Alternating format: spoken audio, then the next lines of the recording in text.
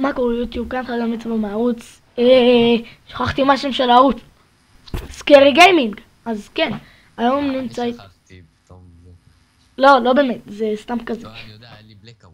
כן, אוקיי, אז כן חברים, זה סרטון עדכונים, והפעם אני מעלה מהמחשב, אני מקווה שזה יעלה, ואני מקווה שהכל יהיה טוב, ושלא יהיה לי בעיה. אז כן, כמו שאתם יודעים, העליתי את האנבוקסינג של הרייזר דד סטלקר, ועוד מעט העליתי גם סיקור על הרייזר דד סטלקר, ואני גם יעלה סיקור על הקרקן USB. סליחה עם השרעה של רקע, פשוט המיקרופון שלי כל הזמן נוגע במקלדת.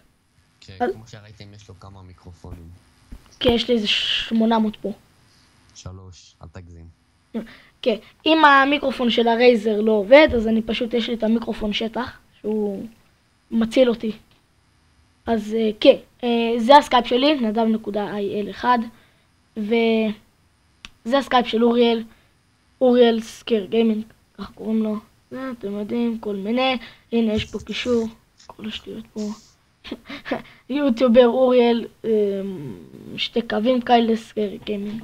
אז כן, אנחנו כרגע נחפש תוכנת צילום שנתמכת במשחקים ולא רק בסקייפ, כמו פרפס החרא הזאתי.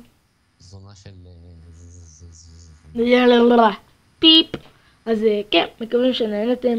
זה היה הכל. עדכונים, כן, שכחתי משהו חשוב. אוריאל מקבל מחשב חדש. עוד חודשיים, ואנחנו נעשה אנבוקסינג. אני מקווה שאני אוכל ללכת אליו. כן, אני מקווה שאני אוכל ללכת אליו. נגיד מקסימום, מתי אתה קונה את המחשב? חודשיים אחרי יום הולדת או אבר מצווה. אבל ייקח זמן שעד שזה יגיע. תראה, אוקיי, אז מתי שזה יגיע או לא, אוריאל, אני אנסה להגיע אליו, ואנחנו נצלם, נעשה אנבוקסינג. אז כן, מקווה שנהנתם. זה היה סרטון עדכונים קטנטן וקצרצר ולעניין, וכן, אנחנו מעלים פעם ראשונה מהמחשב, אז